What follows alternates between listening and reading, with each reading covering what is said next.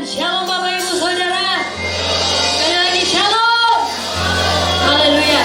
Kita patut bersyukur kepada Tuhan buat kebaikan, buat kasih setia Tuhan di dalam setiap hidup kita, di mana Tuhan telah mempertemukan kita kembali untuk memuji memuliakan nama Tuhan di tempat ini. Namun sebelum itu saya mau mengajak untuk anak sekolah minggu maju ke depan untuk didoakan baik.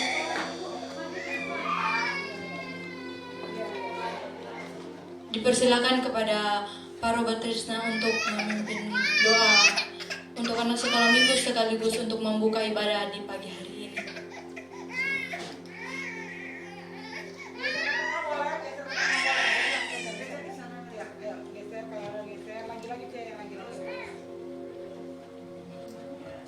Anak sekolah minggu boleh agak geser ke tengah sedikit.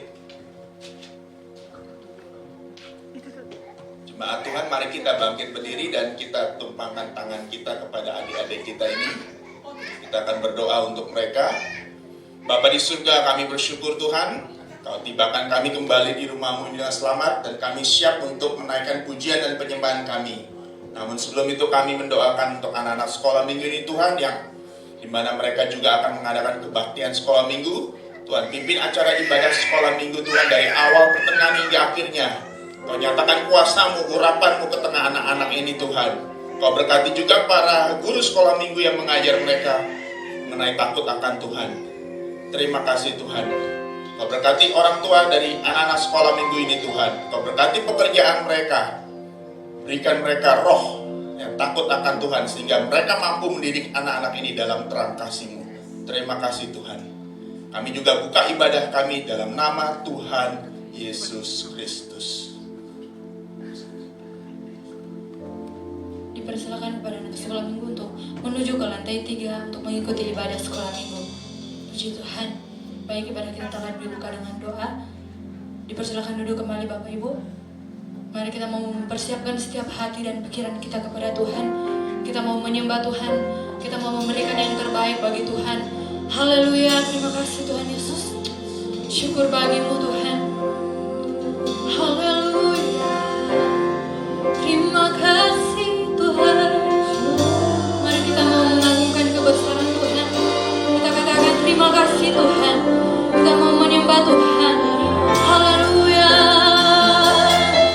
Haleluya Yesus.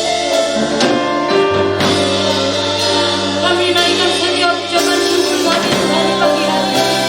Kami memberikan yang terbaik Tuhan. Haleluya.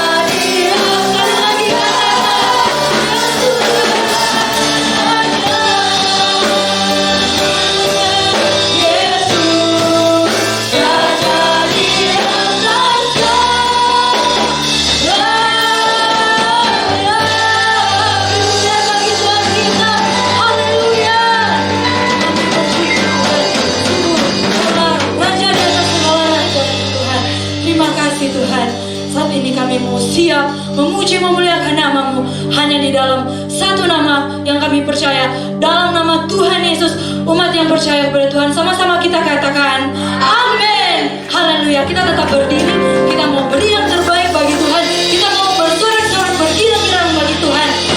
Haleluya, puji nama Tuhan. Kita adalah umat pilihan Tuhan. Amin. Haleluya.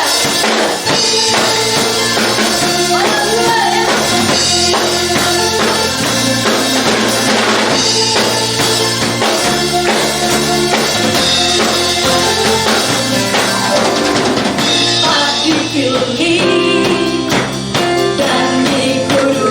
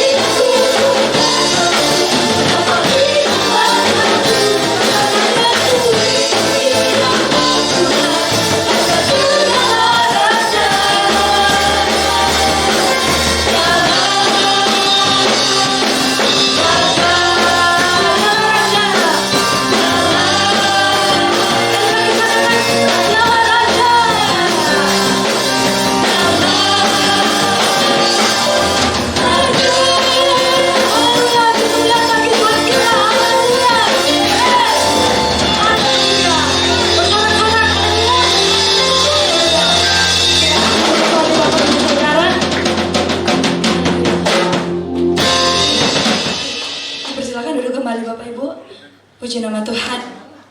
Kita saat ini akan mempersiapkan setiap hati dan pikiran kita. Kita mau mendengarkan kebenaran firman Tuhan karena kita yakin dan percaya firman Tuhan adalah penolong di dalam setiap hidup kita. Amin. Haleluya. Pujilah nama Tuhan. Sungguh Kau penolong yang setia dalam hidup kami, Bapa. Sangat bersyukur Tuhan. Segala perkara dapat kami tanggung di dalam Dia yang memberi kekuatan, di dalam Dia yang memberi pengharapan dalam setiap hidup kami. Terima kasih Tuhan Yesus. Terima kasih Yesus. Percaya kepada Tuhan. Penolong yang selalu setia, memenuhi keperluanku. Katakan tak pernah dia mengecewakan. Tak pernah dia mengecewakan. Tuhan Yesus, Yesusku tak pernah gagal. Katakan segala perkara dapat ku tanggung di dalam Dia yang memberi kekuatan. Tuhan Yesus penolong yang selamat. Katakan tetap percaya, Tuhan setia. Lebih sungguh-sungguh katakan penolong yang setia.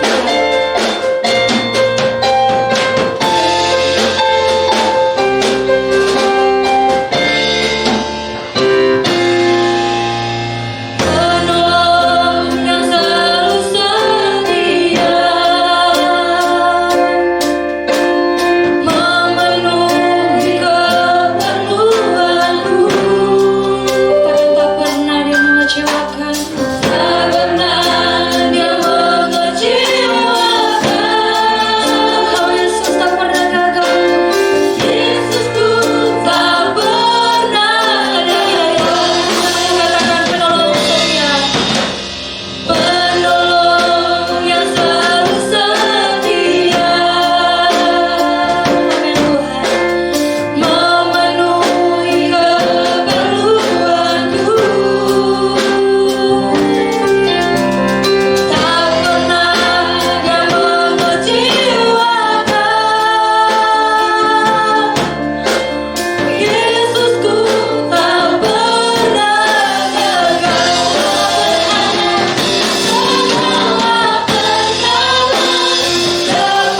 ku tanggung di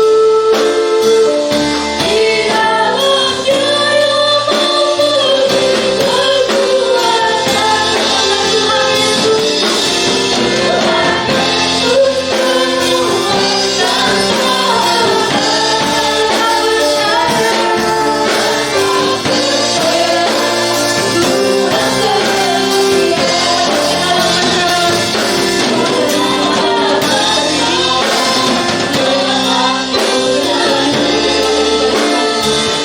memberi kekuatan. Tuhan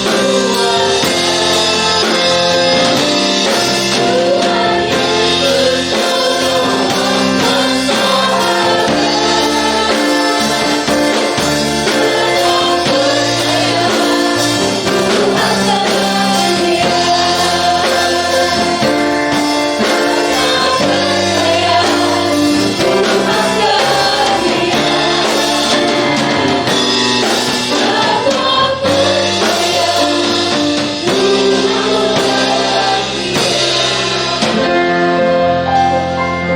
Terima kasih Tuhan.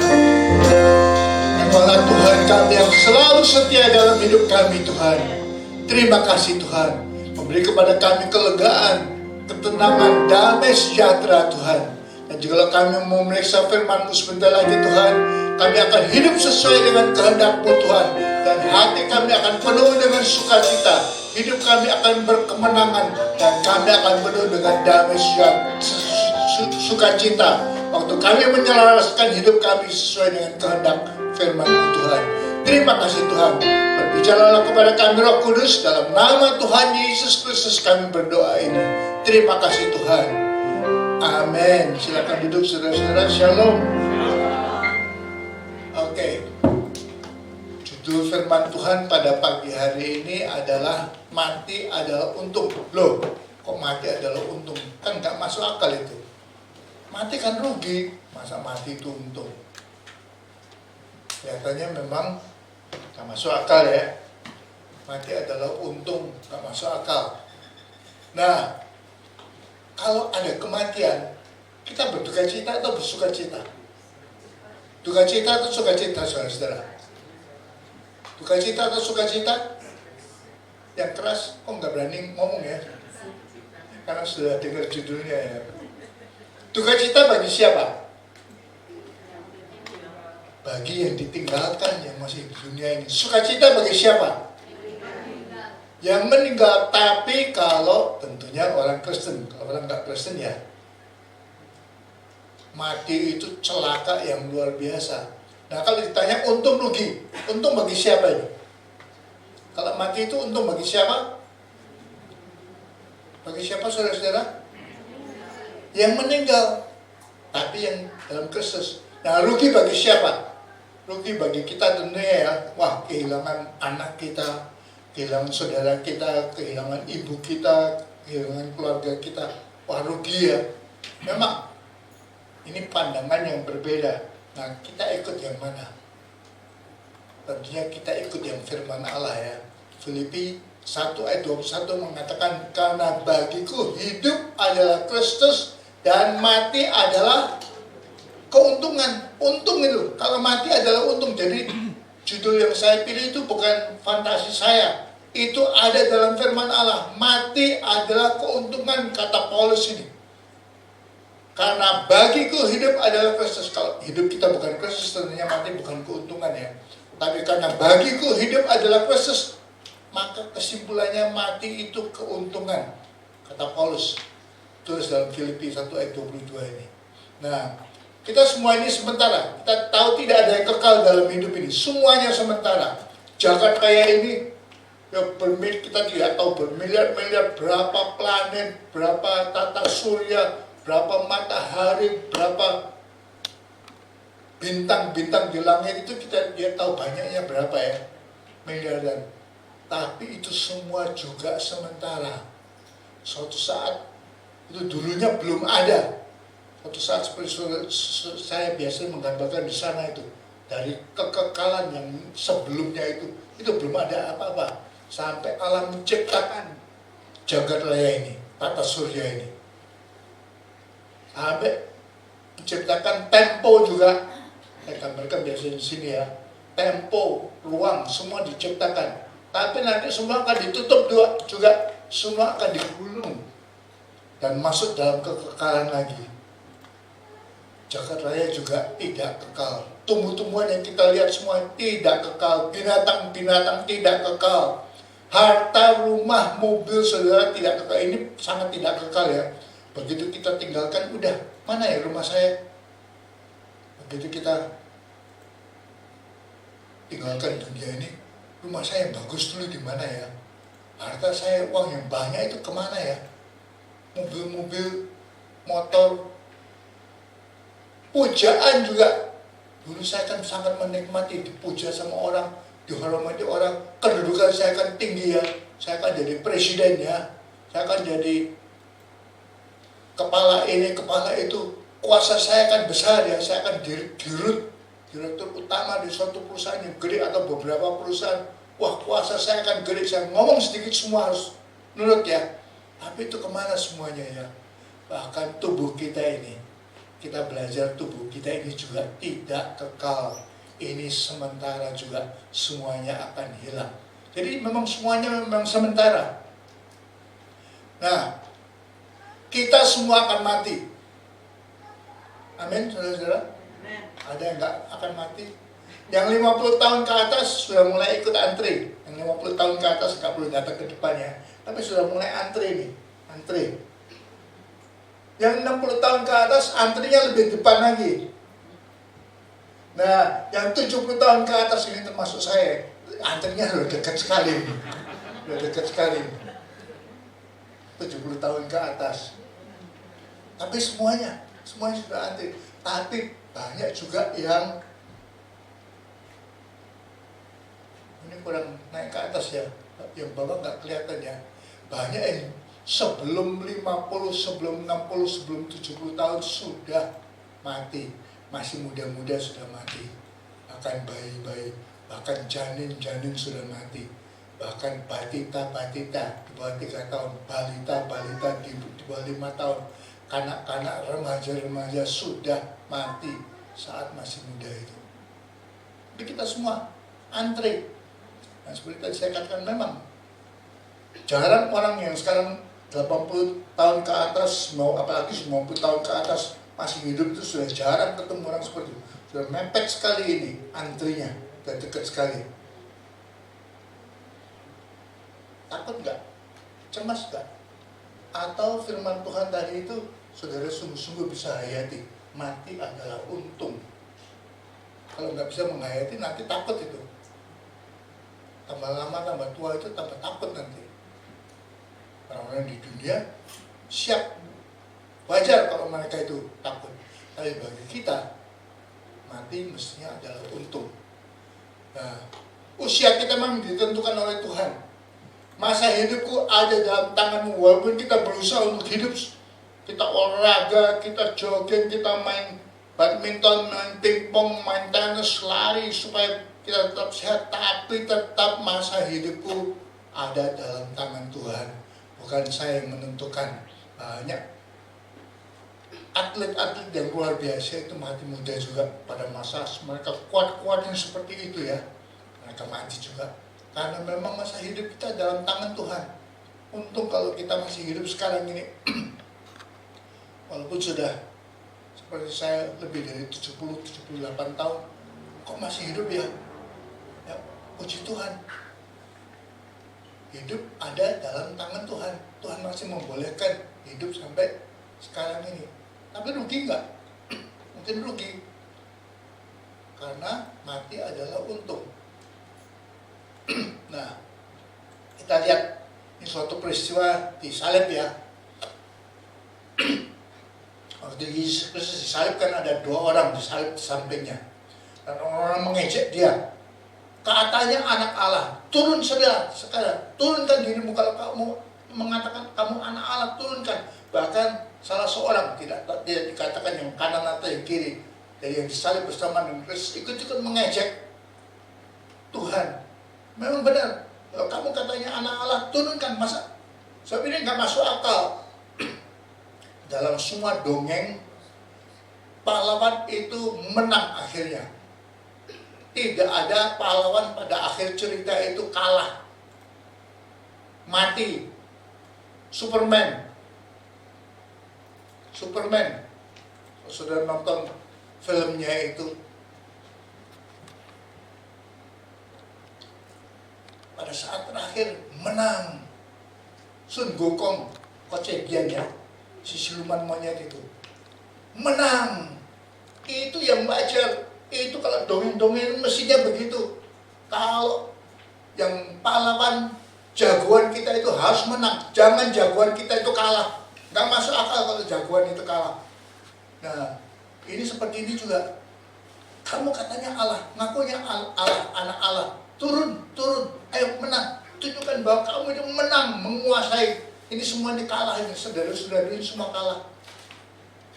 Tapi yang seorang sadar ya, kita baca dalam Lukas 23:40, tapi yang seorang menegur dia, katanya, tidakkah engkau takut juga tidak kepada Allah, sedang engkau menerima hukuman yang sama?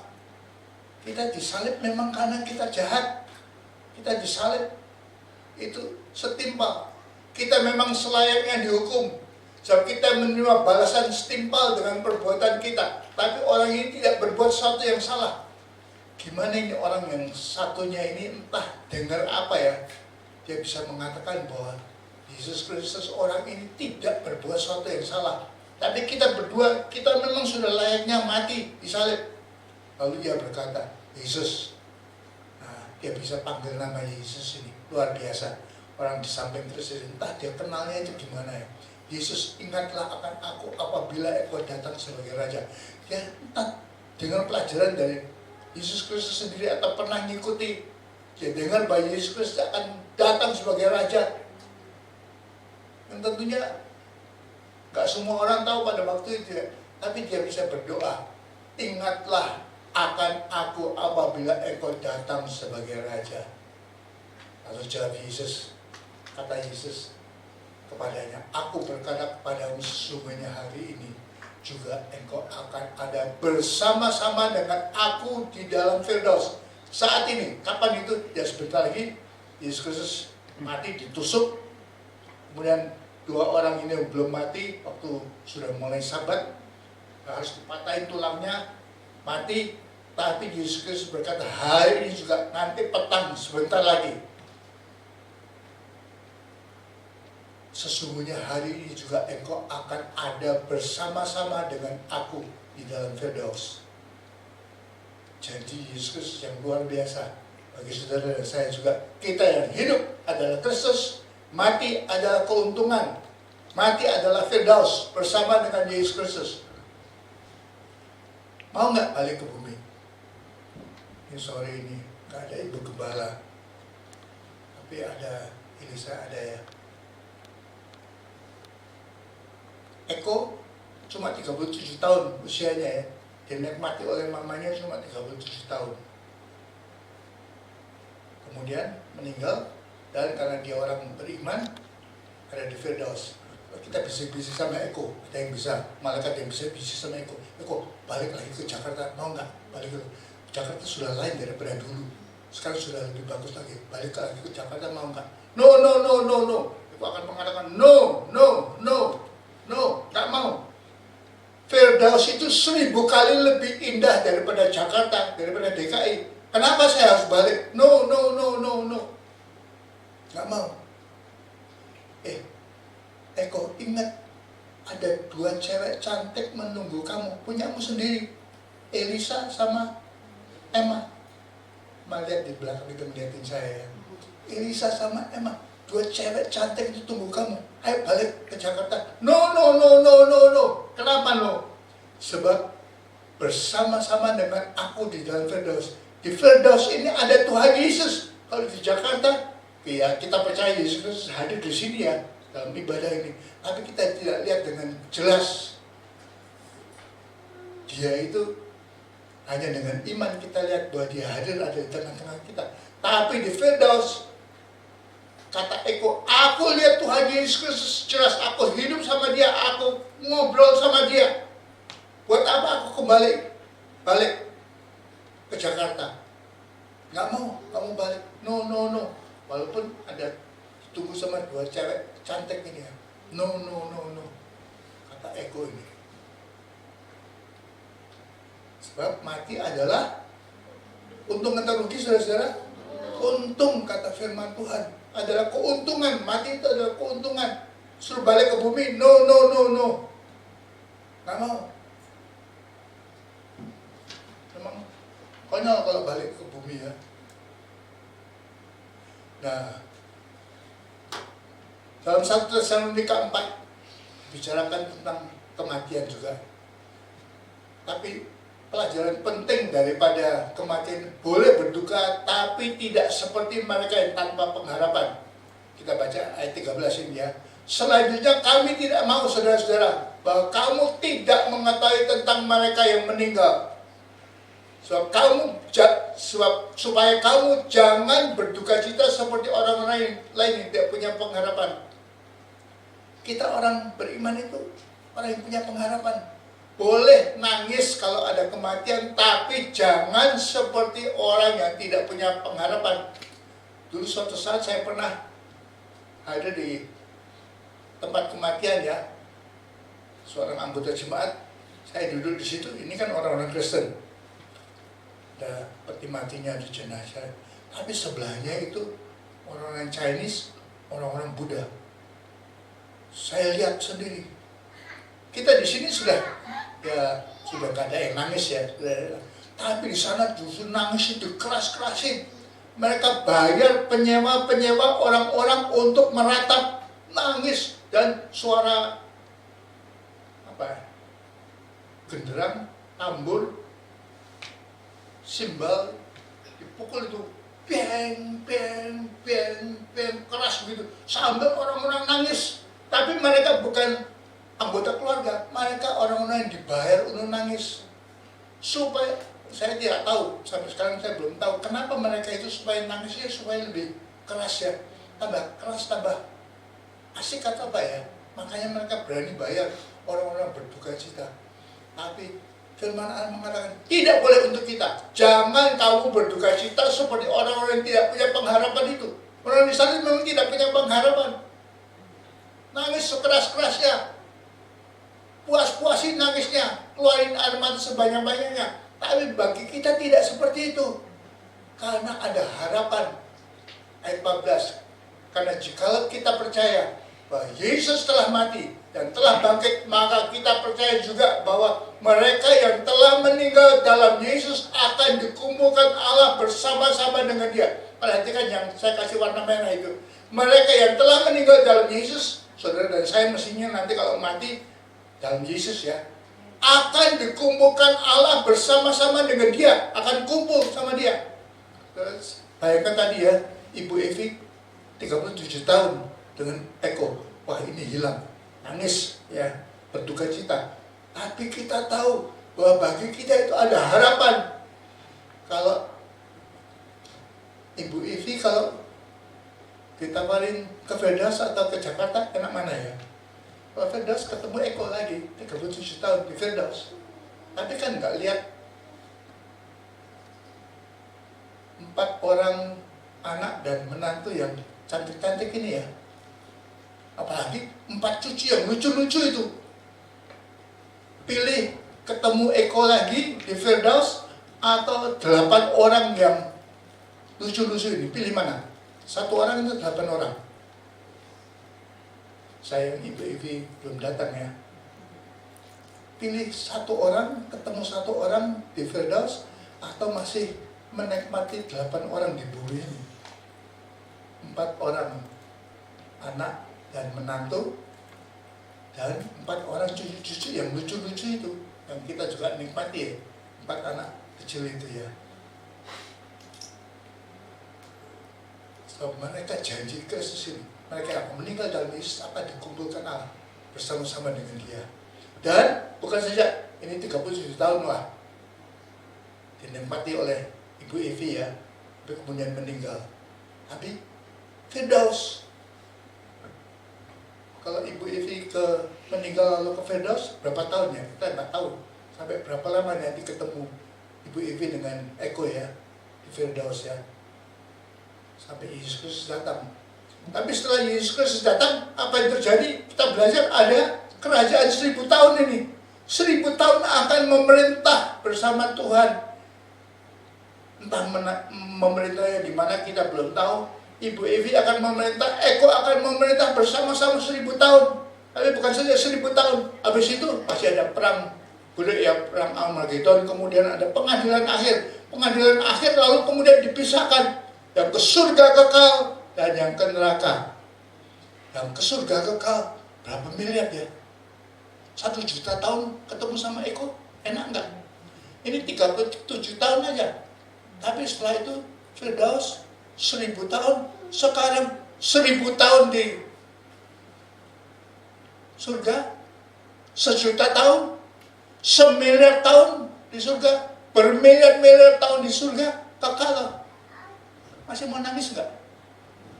Masih masuk akal enggak? Kalau kita orang Kristen tahu pengharapan ini, kita akan dikumpulkan nanti. Buat apa nangis yang memang nangis 37 tahun, tapi tidak boleh nangis seperti orang yang tidak punya pengharapannya. Sebab kita punya pengharapan, nanti akan masih ngobrol, melewatkan waktu miliar tahun sampai kekal bersama dengan Eko di surga. Makanya hidup adalah atau mati adalah untung. Mati adalah untung.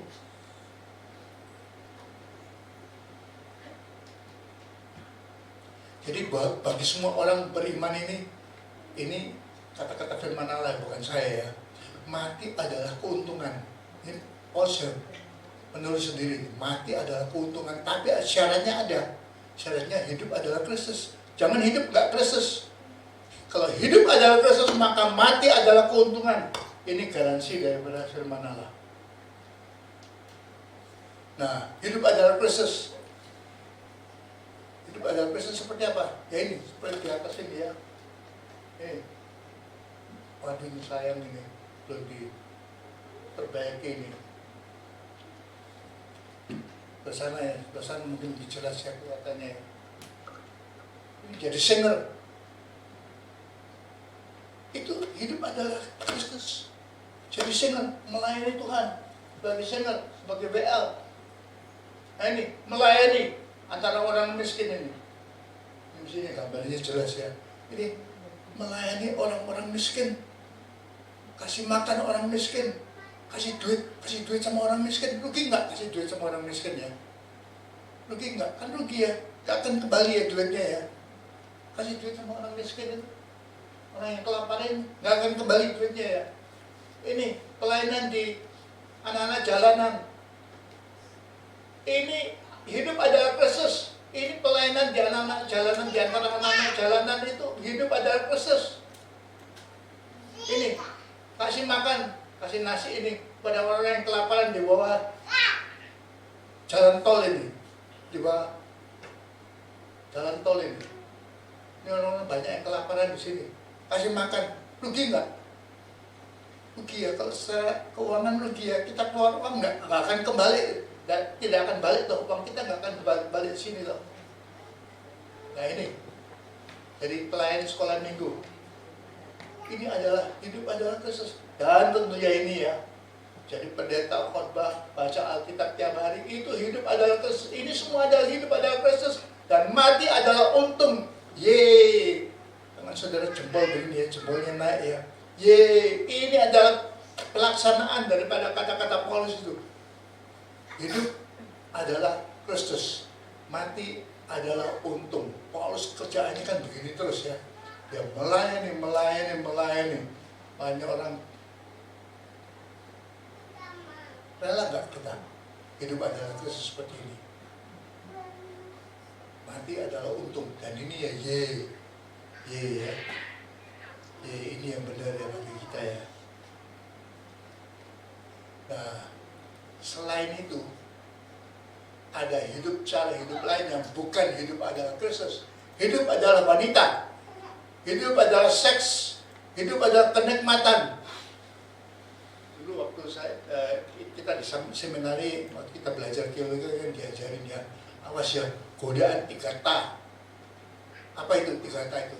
Wanita, harta, tahta. Ada dosen mengatakan, enggak, hidup adalah godaan kita itu 4 ta. Wanita, harta, tahta, wanita. Loh, kok wanitanya 2 kali? Ya sebab ini paling besar ini. Godaan paling besar adalah godaan seksual. Banyak orang jatuh ini. Dulu kan saya sudah memperkirakan ya, kalau kita ada 8 miliar orang di muka bumi sekarang ini, mungkin 7 miliar. Mungkin 2 miliar mengaku orang Kristen, tapi dari 2 miliar mungkin hanya 1 miliar yang sungguh-sungguh bertuhankan Kristus. 7 miliarnya kan di jalan yang lebar, yang ketawa-ketawa, yang melakukan segala semau mereka itu. 7 miliarnya, hanya 1 miliar yang nanti akan masuk dalam kekekalan bersama dengan Kristus. Nah, salah satu godaannya itu godaan wanita, godaan seks. Lihat gambar pertama atas ini.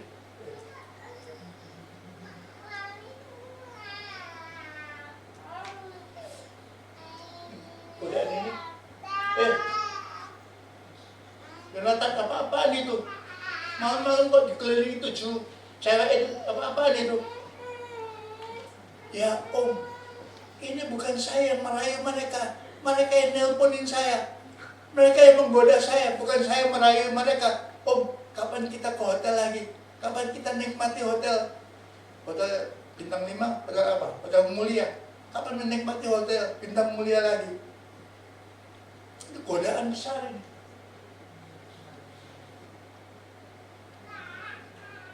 Ini, bagi wanita malam ya. Saya ambil nama acak aja. Ani, apa itu kamu kok jadi perempuan malam seperti itu? Om nggak ngerti. Anak saya 2 masih kecil-kecil, Batita 1 tahun, 2 tahun, masih kecil-kecil. Mama saya sudah tua, sudah sakit-sakitan, sering ke rumah sakit. Saya harus biayai. Siapa yang harus biayai? Ya saya harus biayai. Saya masih utang sama rumah sakit. Belum bisa lunas ini om. Om, gimana saya bisa bayarin itu semua? Tapi om, tiba-tiba ada mobil datang, jendelanya dibuka dekat-dekat kita ini dengan wanita-wanita malam lagi berdiri itu ya. Jendelanya dibuka, kita rame-rame berbondong-bondong masukkan kepala di jendela yang terbuka itu. Puji Tuhan om, saya dikasih wajah yang cantik. Jadi bapak-bapak yang tua itu pilih saya. Jadi saya ikut. Enak om, tidurnya di hotel bintang 5. Hotel mulia kan enak tidurnya.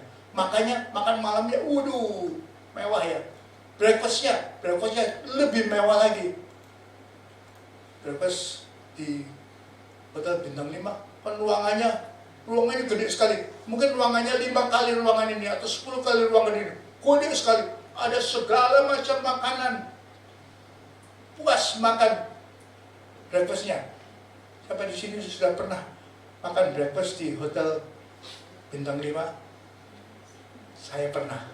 Ada orang yang ajak saya makan breakfast, makan pagi di hotel bintang 5. Makanannya memang mewah, sepuasnya. Kalau saudara jalan-jalan, misalkan ikut grupnya Gilbert pergi ke Israel, itu tiap pagi itu makanya di hotel bintang, tidurnya juga di hotel bintang 5. Makanya breakfastnya segala macam, puas makan. Siapa bisa kasih makan saya seperti itu om? Kalau enggak, saya kerja seperti ini, kerja malam seperti ini. Dan kerjanya gampang om. Kerjanya om tua itu hanya seberapa jam aja saya dapat 5 juta. Dapat 3 juta. Mana ada kerja seberapa jam dapat 5 juta? Jadi, karena saya harus biaya anak saya, bayi saya, dan mama saya yang sudah tua, yang sudah sakit-sakitan, terpaksa saya kerja malam seperti ini, om. Ya, kita dengan alasan seperti ini mau ngomong apa? Seks seperti itu ya. Apalagi, bukan saya nikmati hubungan seks dengan cewek bebas, apalagi kalau ada kekerasan sedikit ya, harus setengah memperkosa, lebih asik lagi ya. Atau hidup adalah kenikmatan apa ini? Kenikmatan makan ini. Meja makan, segala macam makanan yang panjang itu, nikmat ya. Itu hidup adalah nikmat. Ini namanya hidup. Atau, bagi yang pakai narkoba tentunya ya, dan sampai bawah ini ya, menikmati segala macam sabu, menikmati morfin, nikmat, itu baru hidup. Kalau nggak ada morfin, waduh, lemes sekali, nggak ada gairah hidup, habis-habisan. Orang yang memang pemakai obat ini ya, ini namanya baru hidup. Tapi ini hidup yang adalah bukan hidup adalah Kristus, hidup adalah seks, hidup adalah kenikmatan makanan dan sebagainya. Yang kedua, hidup adalah harta atau duit.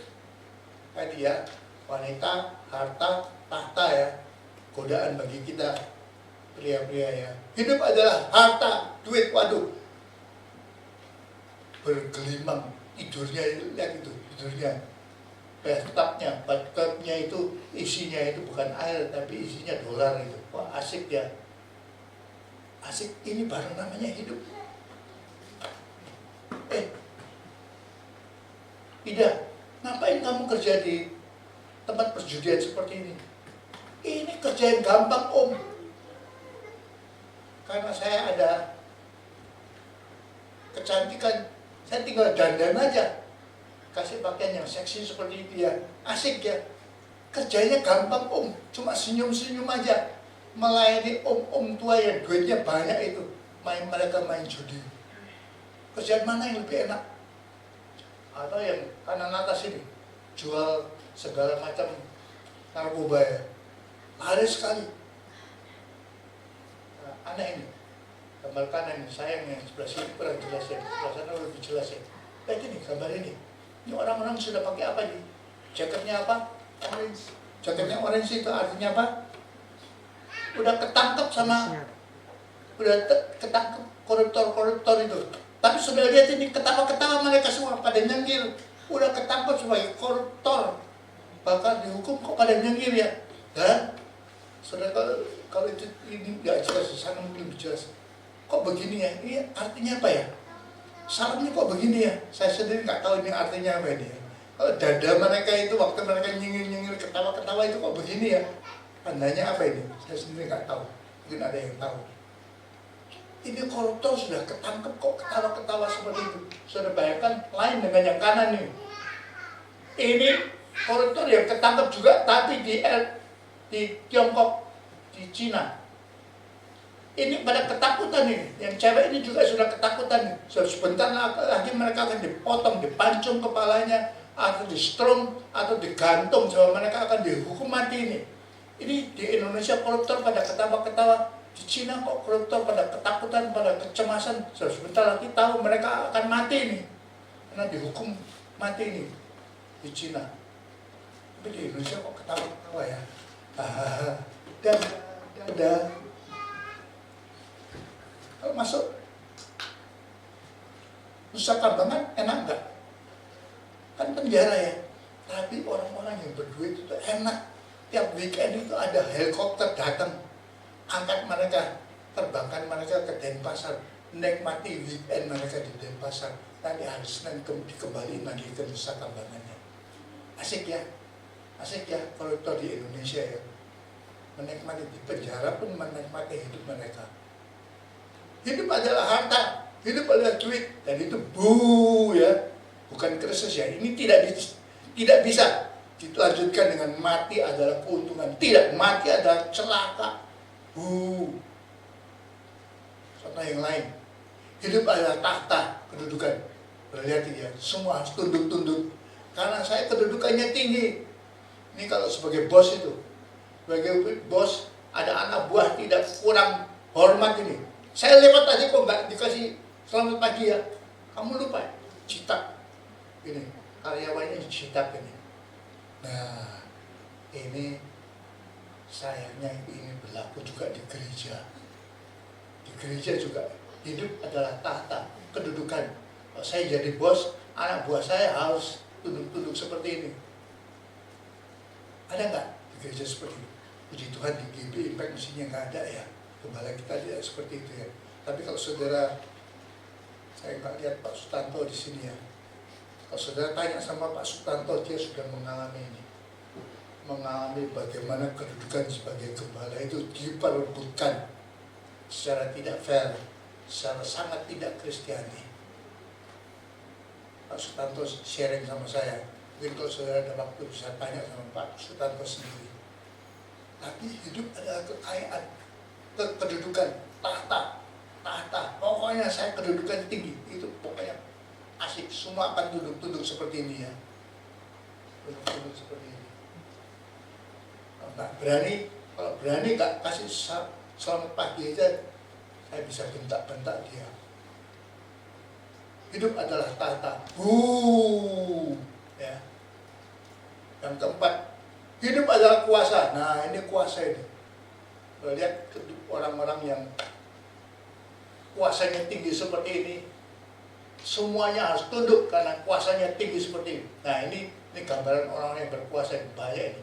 Ini presiden-presiden, orang-orang dirut-dirut, bahkan ini paus juga. Gambar pertama ini kok paus ya. Itu orang berkuasa, semua harus tunduk. Ini hidup adalah kuasa, ini juga ya. Tidak boleh di antara kita itu tergoda ini.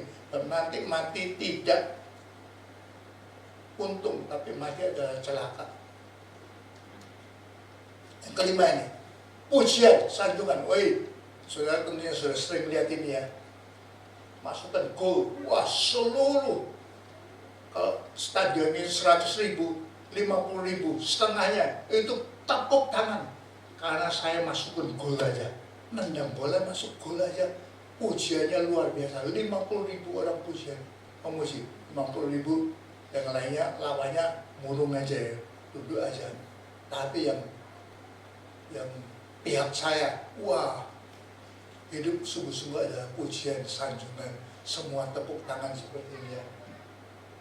Di perusahaan pun, wah, kedudukan mana? Hati-hati di gereja juga ada orang yang tergoda untuk hidup adalah pujian, maunya dipuji begitu. Saya mau melakukan pelayanan asal saya dipuji, itu tentunya celaka, bukan buat kita. Yang keenam ini tambahan saya, hidup adalah kekerasan. Kalau lihat ini, ayo, gengmu sama gengku berantem, ayo. Menang kita bisa tendangin orang, bisa pukul, bisa gebukin orang, ngerampok. Nah, kalau yang kanan ini sering terjadi dalam keluarga kita.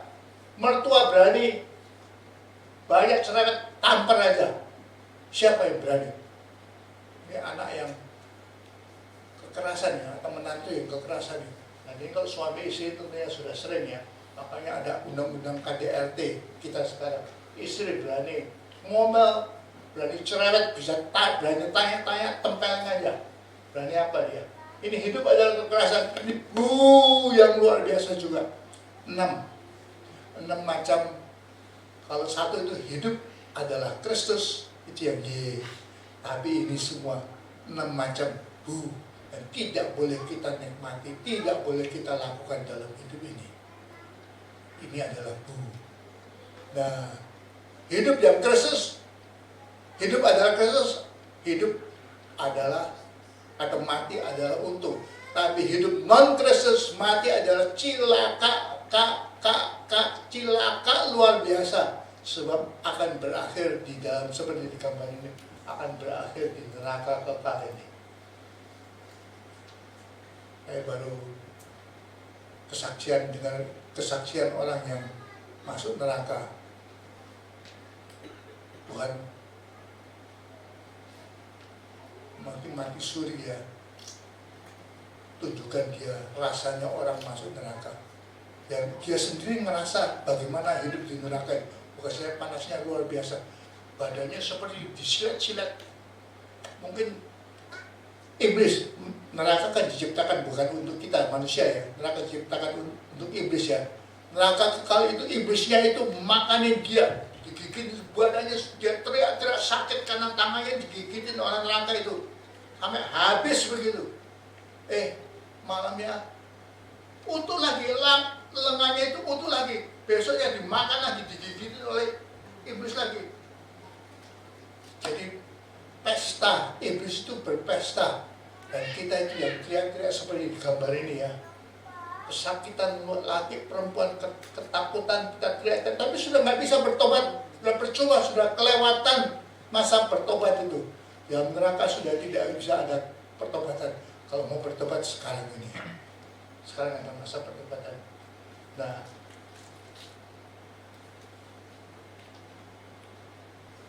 jadi kesimpulannya firman Tuhan pada pagi hari ini, yang mati dalam Kristus rohnya akan ke Firdaus. Tubuhnya tertinggal, membusuk di bumi, hancur tubuh kita itu. Jadi makanan belatung, makanan cacing, kalau kita matinya di laut jadi makanan ikan kecil jadi makanan ikan sedengan jadi makanan ikan gede dijual di pasar ikan, kita yang makan rame-rame. Tapi orang yang dalam Kristus yang akan bertemu dengan orang-orang kudus di Firdaus, seperti tadi saya gambarkan, Ibu Evi akan komunikasi lagi dengan Eko. Kita saling kenal, tapi sebagai malaikat. Tidak ada lagi cemburu, iri, posesif. Ini istri saya, dia itu istri saya. Tahu nggak kamu, dia itu istri saya. Kenapa ngomong-ngomong sama dia lama-lama? Aku tonjok kamu. Gak ada di surga itu, di Firdaus gak ada begitu-begitu lagi. Tidak ada cemburu, tidak ada iri, tidak ada posesif. Ini milik saya, ini anak saya. Jangan kamu kelamaan sama dia. Dia adalah anak saya. Tidak ada posesif seperti itu. Tidak ada emosi-emosi negatif lainnya. Sebab mati adalah untung. Amin, saudara-saudara. Jadi putus asa enggak? Enggak ya. Walaupun saudara sudah mulai antri tadi ya, 50 ke atas sudah antri, 60 ke atas lebih dekat lagi, 70 ke atas seperti saya sudah dekat sekali. Enggak ada ketakutan ya. Sebab mati adalah untung. Sungguh-sungguh di firman Tuhan yang kita pelajari. Mati adalah untung. Mari saudara-saudara saya ajak kita berdiri. Kita doa. Terima kasih Tuhan. Memang kami adalah orang yang luar biasa yang Engkau pilih, Engkau berkati, dan kami boleh melayani Engkau sepanjang hidup kami Tuhan. Karena memang hidup adalah Kristus. Bagi kami hidup adalah Kristus. Sepanjang hidup kami adalah untuk kemuliaan kebesaran nama-Mu. Kami akan memuji, kami akan meneriakkan pujian penyembahan kepada-Mu Tuhan. Dan kami akan melakukan segala sesuatu untuk melayani Engkau Tuhan sepanjang hidup kami. Karena memang hidup adalah Engkau Kristus, dan mati adalah untung. Bagi kami sudah Engkau garansi sesuai dengan firman-Mu. Mati adalah untung. Terima kasih Tuhan, terima kasih Tuhan. Makanya kami tidak ada kecemasan, kami tidak ada ketakutan, kami tidak merasa rugi. Apapun yang terjadi dalam dunia ini, kami tidak takut Tuhan. Karena memang bagi kami mati adalah untung, dan hidup adalah Kristus. Terima kasih Tuhan, terima kasih. Anugerah yang luar biasa yang Engkau sediakan bagi anak-anak-Mu. Dalam nama Tuhan Yesus Kristus, kami mengucapkan segala syukur kami Tuhan. Amin. Tuhan memberkati saudara-saudara, silakan duduk.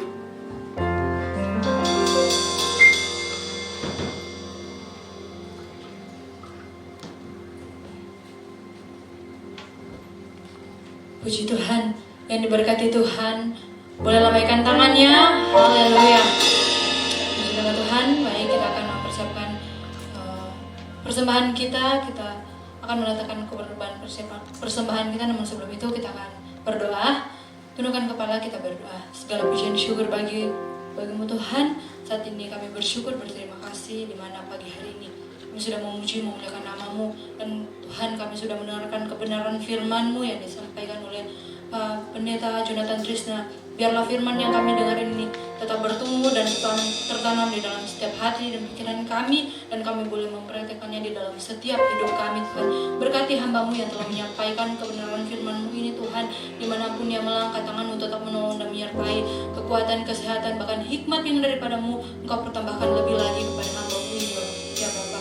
Dan tiba saatnya Tuhan, kami akan meletakkan tanda ungkapan syukur kami lewat persembahan. Tuhan, berkati persembahan kami ini kecil besarnya Tuhan. Kami tetap letakkan semuanya ke dalam tangan-Mu. Engkau memberkati. Biarlah Tuhan persembahan kami ini boleh terpakai untuk pelayanan kasih-Mu di tempat ini ya Bapa. Terpujilah nama-Mu Tuhan. Kami ucap syukur. Haleluya. Amin. Baik, persembahan boleh dijalankan. Selamat memberi Tuhan buat kami.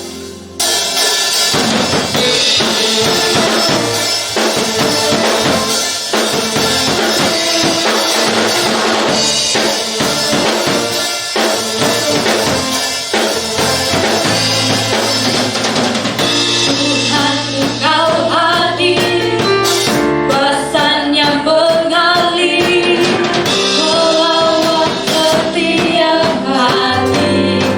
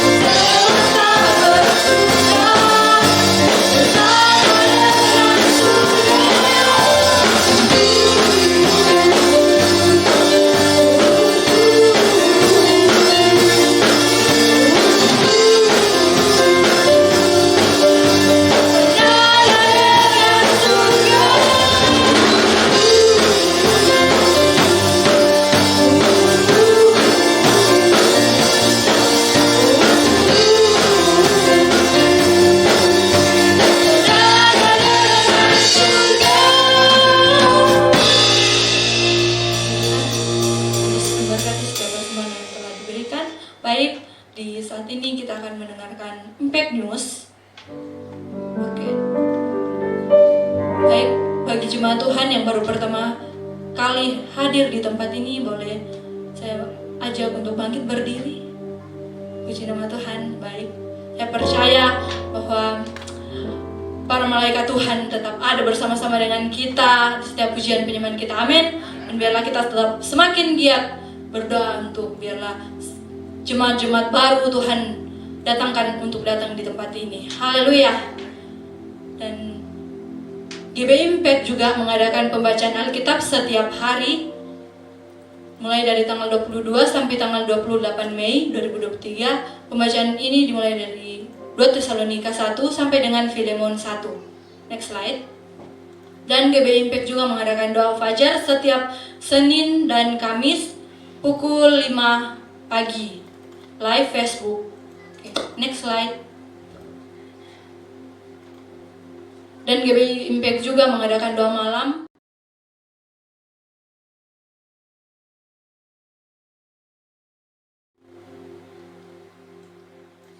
dan di hari Minggu kita kembali akan mengadakan ibadah umum yang akan dilayani oleh Pendeta Johannes Gurning dengan tema karakteristik doa. Oke, next slide. Oke, sudah tidak ada pengumuman lagi. Tuhan Yesus memberkati. Baik, saya mengajak untuk kita semua bangkit berdiri. Kita akan mengakhiri persekutuan kita di pagi hari.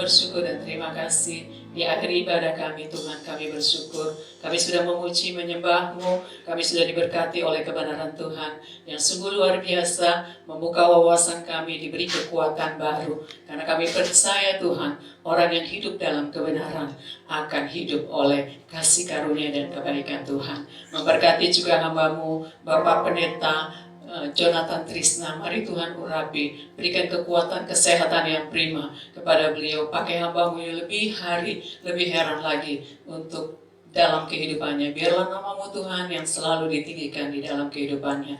Berkati pelayanannya, berkati juga kesehatannya, berkati juga keluarganya. Tutup bungkus di mana hamba-Mu berada Tuhan. Dimanapun melayani, tangan kuat kuasa Tuhan yang besar senantiasa menyertai Bapak Pendeta Jonathan Trisna dan keluarganya. Terima kasih Tuhan, kami memberkati juga Gembala sidang kami Ibu Esther Evi Chandra bersama keluarganya. Tuhan memberkati, beri kekuatan kesehatan yang prima, apapun yang dikerjakannya Tuhan buat berhasil. Berkati kesehatannya, berkati juga apa yang dikerjakannya, berkati juga Tuhan. Terima kasih, berikan kesehatan yang prima dan umur yang panjang. Berkati ibadah hari ini Tuhan yang sudah berlangsung Tuhan dari awal, pertengahan hingga akhirnya. Siapapun yang ambil bagian pada siang hari ini Tuhan memberkati baik WL Singer, pemusik, soundman, media, hamba-Mu yang memberitakan firman Tuhan, para pendoa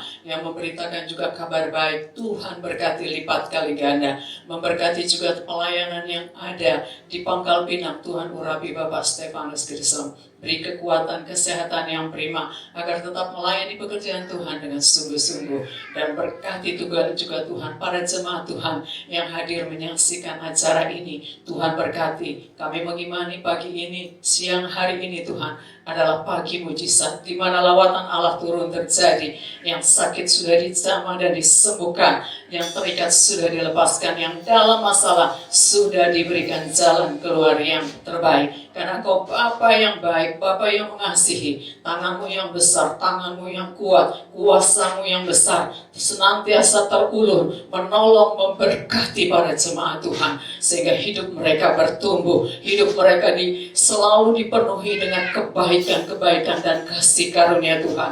Berkati terus jemaat di tempat ini Tuhan, berkati kami semuanya, diberkati lipat kali ganda. Kami juga memberkati Tuhan, memberkati bangsa negara kami Indonesia, mulai dari Bapak Presiden, Wakil Presiden, para menteri dan seluruh kabinet yang ada, baik pusat maupun daerah. Biar ada kerjasama yang baik di dalam pemerintah, menjalankan roda pemerintahan. Biarlah tanganmu yang besar terulur atas bangsa negara kami. Setiap program kerja daripada Bapak Jokowi Tuhan dan seluruh tim, diberkati Bapa, diberkati luar biasa, dan semua Tuhan elemen yang bertugas juga Tuhan berkati. Apapun persoalan bangsa negara kami percaya ketika tangan-tangan anak-anak Tuhan senantiasa terulur atas Indonesia, para pendoa yang berdoa atas Indonesia dari Sabang sampai Merauke, terjadi mujizat, terjadi kelepasan, terjadi pertumbuhan,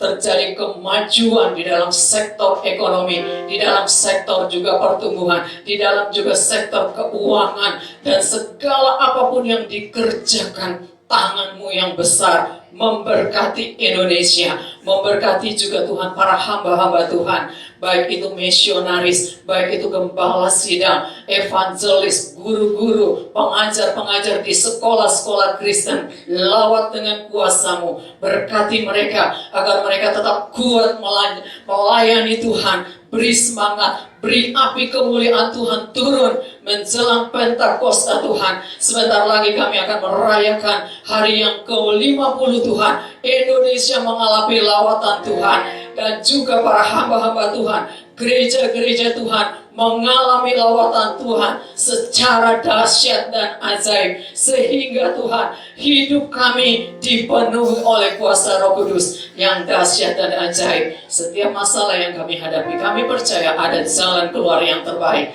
karena Engkau menyertai Indonesia dengan pengurapan-Mu yang baru. Kami melepaskan berkat Shalom untuk Indonesia. Indonesia diberkati, Indonesia dipulihkan, Indonesia dipagari oleh darah-Mu yang kudus. Di dalam nama Yesus kami berdoa dan kami mengucap syukur.